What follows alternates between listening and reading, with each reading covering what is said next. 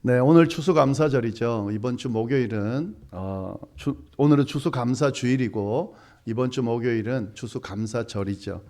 우리 주변 분들하고 좀 인사를 나누시면 좋겠습니다. 해피 땡스기빙. 예. 네, 좀 더 구체적으로 나누시면 좋겠어요. 한 해 동안 함께 해주셔서 감사했습니다. 네, 쑥스러워하지 마시고요. 감사가 넘치는 추수감사절 되시기 바랍니다. 한 번 더 인사하겠습니다.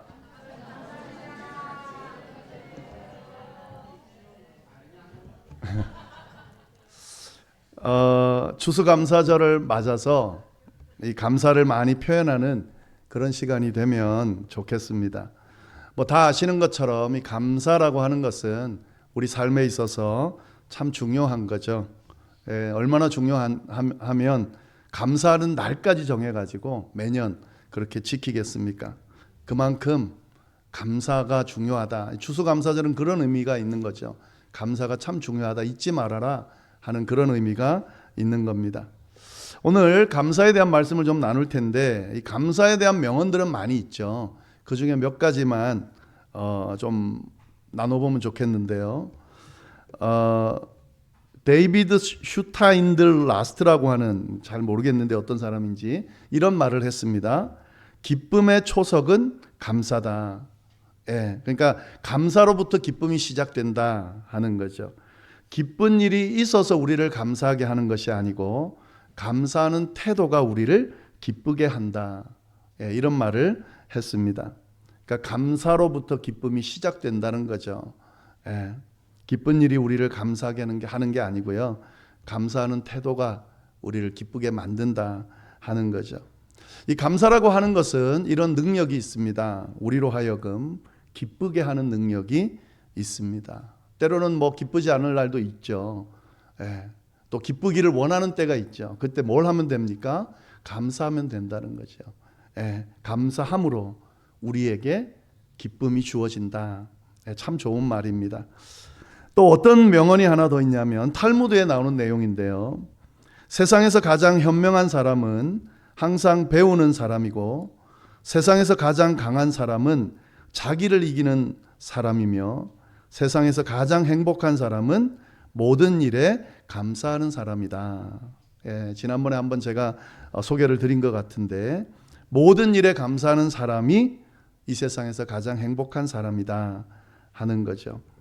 이건 또 어떤 의미가 있는 겁니까? 이 감사라고 하는 것이 우리의 삶을 행복하게 만들어주는 능력이 있다. 이렇게 이해할 수가 있는 거죠. 우리 행복하기를 원하잖아요. 행복의 방법이 여기 있다는 겁니다. 어떻게 하면 됩니까? 감사하면 된다는 거죠. 감사하는 사람이 가장 행복한 사람이다. 아마 다 동의하실 텐데 그런 좋은 말도 있습니다.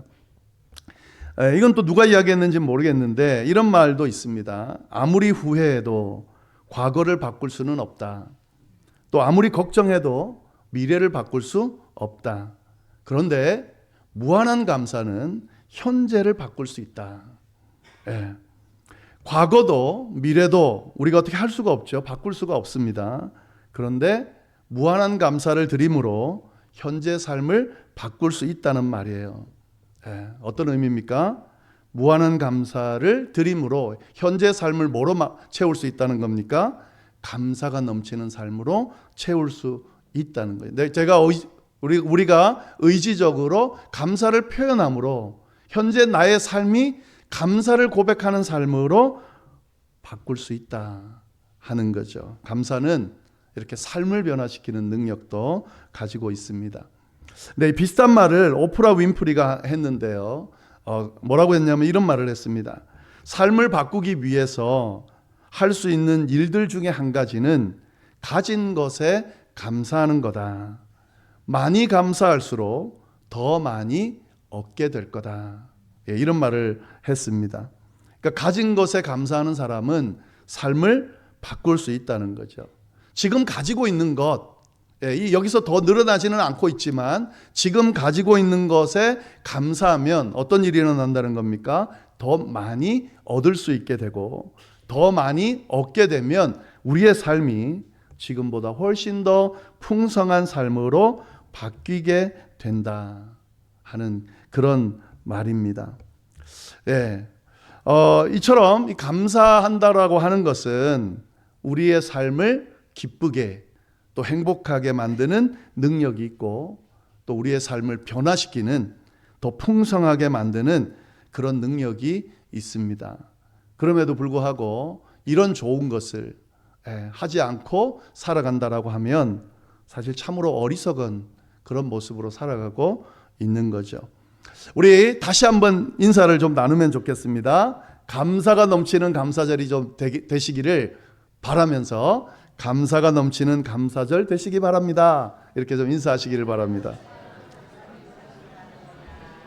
네. 정말 여러분의 입술을 통해 삶을 통해 감사가 계속 넘쳐나서 이 이야기한 기쁘고 행복하고 삶이 풍성한 그런 삶을 살아갈 수 있기를 간절히 바랍니다. 자, 그런데 감사에 대해 이해할 때에 우리가 분명하게 이해해야 되는 부분이 있습니다. 오늘은 이 말씀을 좀 나누고 싶은데요. 그게 뭐냐면 우리가 하는 이 감사가 좋은 것은 알겠는데 이 감사를 드리는 대상이 누군가 하는 겁니다. 우리가 감사하는 삶을 산다라고 할 때에 누군가에게 감사를 표현하면서 그렇게 사는 것이다 라고 생각할 수 있는데요. 그것도 맞지만 정말 감사의 대상이 있다는 거죠. 감사의 삶을 산다고 하면서 내가 누구를 향해 감사하고 있는지를 정확히 모른다면 그 감사는 완전한 감사가 될 수 없습니다.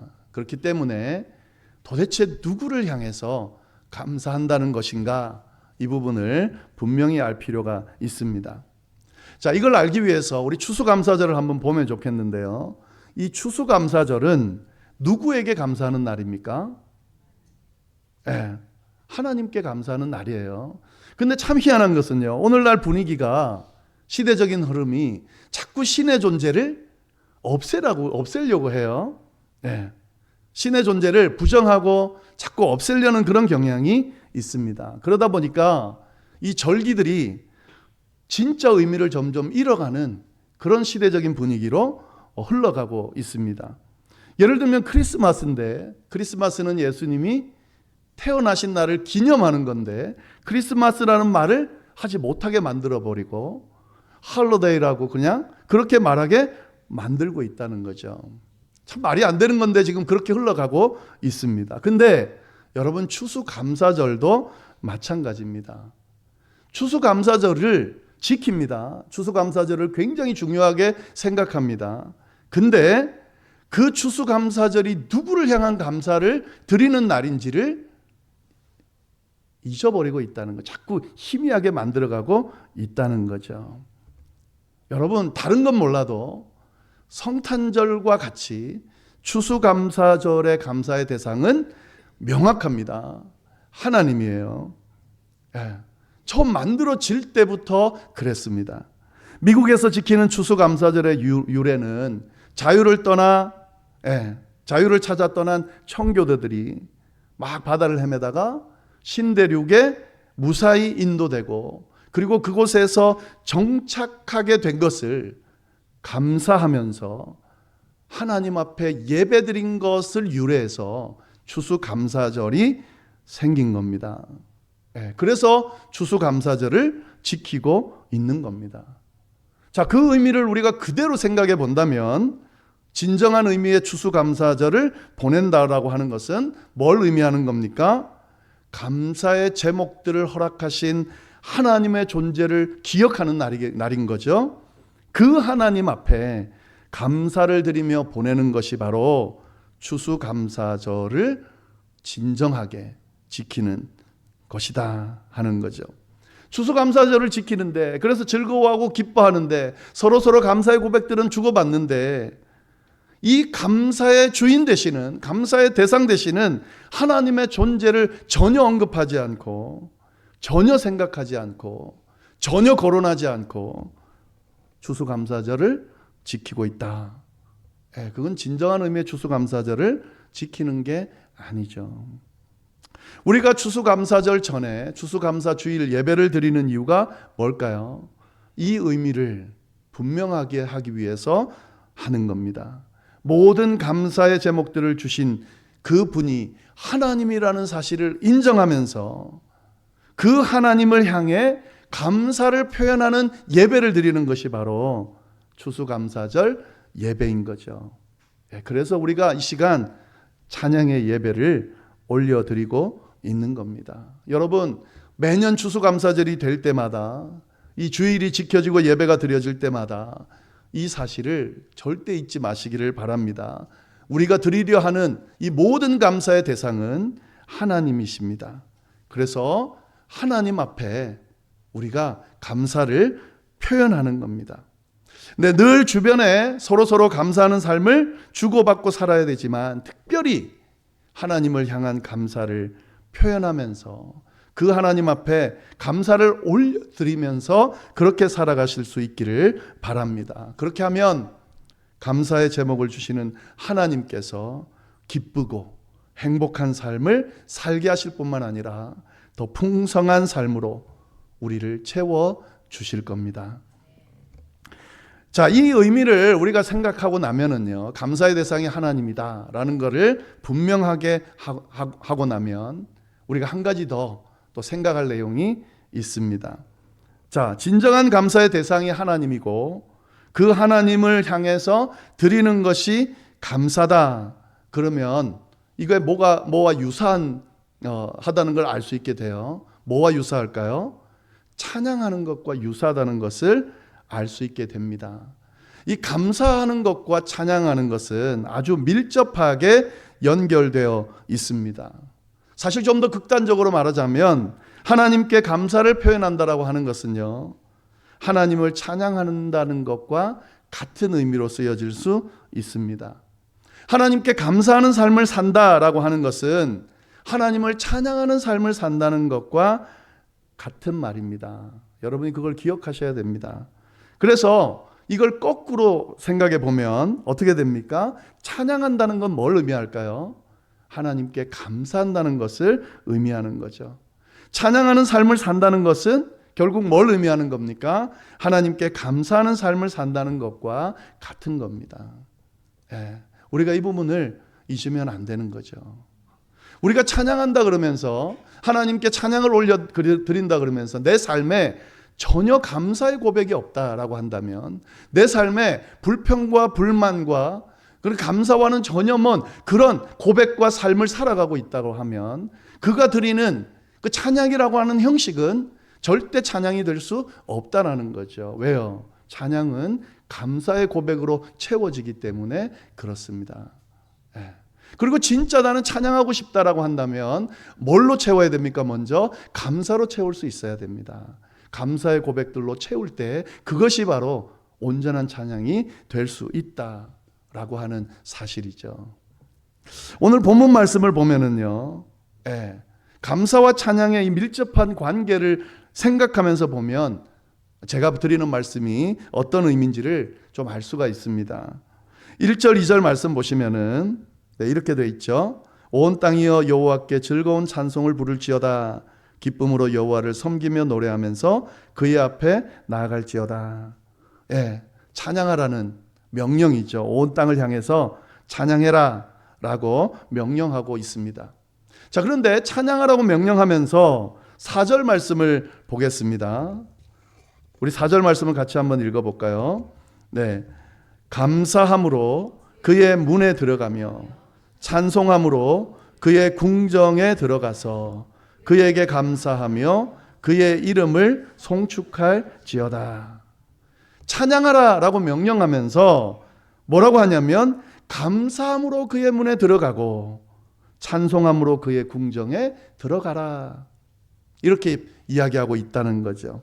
여러분, 이 두 표현이 같이 되어 있다는 걸 잘 보시면 좋겠습니다. 감사함으로 하나님의 전에 들어가고 찬송함으로 하나님의 전에 들어간다라고 지금 같이 표현해 놨는데 사실은 같은 표현입니다. 하나님의 전에 들어가는 방법을 이야기하는 거예요. 하나님의 전에, 하나님의 궁전에 들어가기 위해서 뭘 해야 된다는 거예요? 감사해야 된다는 거죠. 하나님의 궁전에 들어가기 위해서 뭘 해야 된다는 거예요? 찬양해야 된다는 거죠. 둘이 같은 말입니다. 감사하는 것이 찬양이고 찬양하는 것이 바로 감사하는 것이라는 거죠. 하나님 앞에 나아가는 방법은 찬양하는 것인데 하나님 앞에 나아가는 방법은 감사하는 것이다. 이 사실을 우리가 잊지 말아야 된다. 꼭 기억해야 된다 하는 거죠. 다음에 이어서 나오는 구절을 보면 더 명확히 알 수가 있습니다. 뭐라고 되어 있습니까? 그에게 감사하며 그의 이름을 송축할지어다. 감사하며 그의 이름을 송축할지어다. 그의 이름을 송축한다는 말은 뭡니까? 찬양한다는 말이에요. 어떻게 찬양하라고 이야기하는 거예요? 감사하면서 찬양하라고 이야기하고 있는 거죠. 그러니까 감사하는 것은 곧 찬양하는 것과 같다라는 사실을 분명히 이야기하고 있는 겁니다. 근데 제가 이런 장황한 설명을 드리고 있는데 이건 당연한 거예요. 왜요? 감사가 뭡니까? 하나님께 감사한다는 게 뭘 의미해요? 하나님께서 우리에게 행하신 일들에 대해서 고맙다고 반응하는 거잖아요. 하나님 저에게 이런 것들을 주셔서 고맙습니다. 감사합니다. 그게 감사를 드리는 거죠. 근데 여러분, 찬양은 어떤 겁니까? 찬양도 마찬가지예요. 하나님의 존재와 하나님께서 행하신 모든 일들에 대해서 반응하는 것이 바로 찬양이라는 거죠.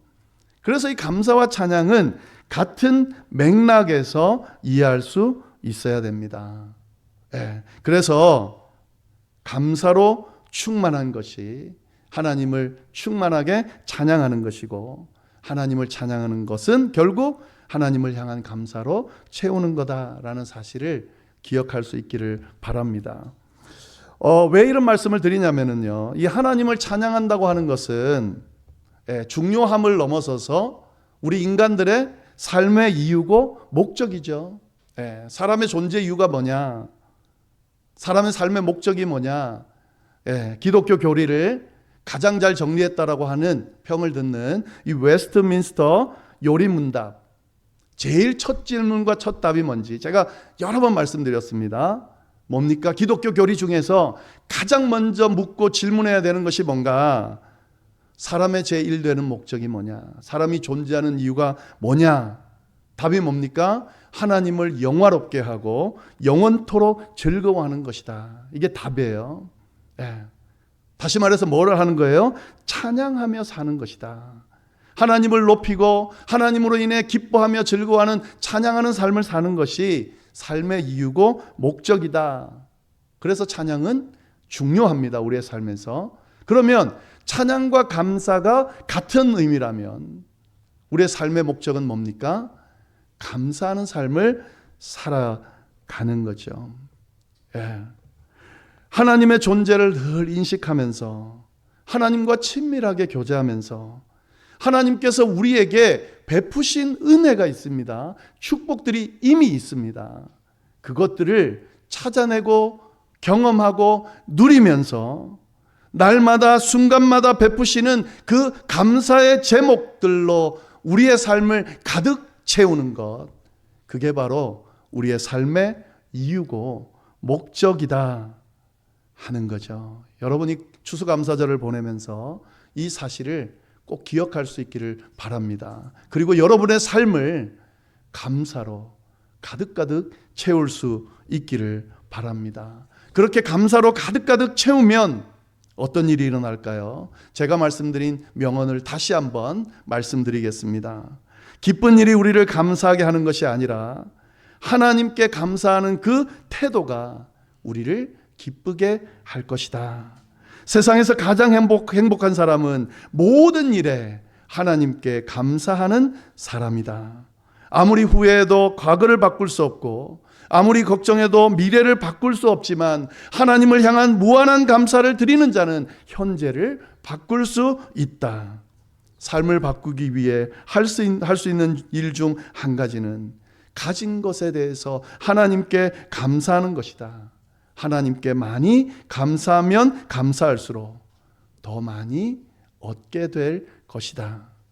이 말대로 우리 모두가 하나님께 감사함을 통하여 하나님이 주시는 은혜와 축복으로 가득가득 우리의 삶을 채워서 우리의 이 세상에 사는 삶도 복되고 영원으로 이어지는 영원한 삶도 복되게 펼쳐질 수 있기를 간절히 바랍니다. 기도하겠습니다. 하나님 아버지, 참으로 감사합니다. 추수감사절을 기리며 추수감사 주일 예배로 하나님 앞에 이렇게 예배하며 나아갈 수 있도록 인도해 주셔서 감사합니다. 저희에게 베푸신, 지금도 베풀고 계신, 또 이후에도 베푸실 모든 하나님의 은혜를 기억하며 우리의 삶이 감사로 넘쳐날 수 있도록, 그래서 그 감사를 통해 우리의 삶이 기쁘고 행복할 수 있도록, 우리의 삶이 변하고 풍성한 삶으로 채워질 수 있도록, 이 모든 것을 경험하고 하나님께 할렐루야 찬양을 올려드릴 수 있게 되도록 주여 인도하여 주옵소서. 우리 지금 예배드리는 성도님들 뿐 아니라 성도님들의 가정과 또 함께하는 이들 위에도 동일한 은혜가 내리기를 간절히 바라고 살아계신 예수님의 이름으로 기도드립니다. 아멘.